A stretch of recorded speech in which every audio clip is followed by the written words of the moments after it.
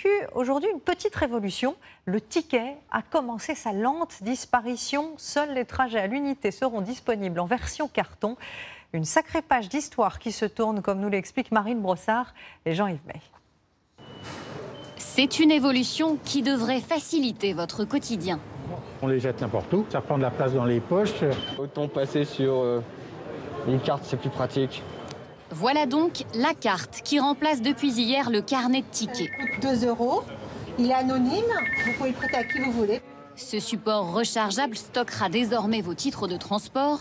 Ces bouts de papier ne seront bientôt plus que des reliques. Pour nous, le ticket métro, c'était un souvenir. Le souvenir d'un bon moment, la trace d'un passage dans la capitale. Descendons chez Grégoire Tonat. Nous ne sommes plus sous terre, mais bien dans sa maison. Depuis son enfance, ce Parisien récupère tout ce qui est lié au métro. Ça, c'est quelque chose qui a 80 ans à peu près. Hors de question pour lui de jeter ces si précieux sésames. Ça, c'est ma collection de tickets de métro. Il est passé par toutes les couleurs. Donc, au début, il était beige et rose ou rouge pour changer un peu après. Il est passé à cette couleur violine pour enfin, en 2007, passer au blanc, qui est toujours la couleur actuelle. Ils sont tous troués, bien sûr, puisqu'ils sont compostés. Ils ont été utilisés. Ils sont troués par le poinçonneur des lilas. Je fais des trous, des petits trous, encore des petits trous. Chanté par Serge Gainsbourg, le poinçonneur disparaît en 1973, quand naît la bande magnétique. Vous introduisez votre billet magnétique dans l'appareil. Et ses célèbres publicités. Le ticket chic, t'as le ticket choc.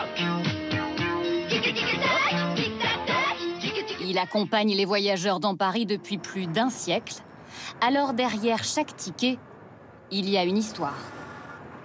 Ça me touche de savoir qu'il y a un ticket qui a été utilisé tel jour à telle heure. Vous savez que partie des stations de métro ont servi d'abri pendant les bombardements. Donc c'est des tickets aussi qui ont permis sans doute à sauver des vies. C'est ce support de mémoire qui renvoie à un instant de vie. La disparition définitive de cette Madeleine de Proust n'est pas encore actée.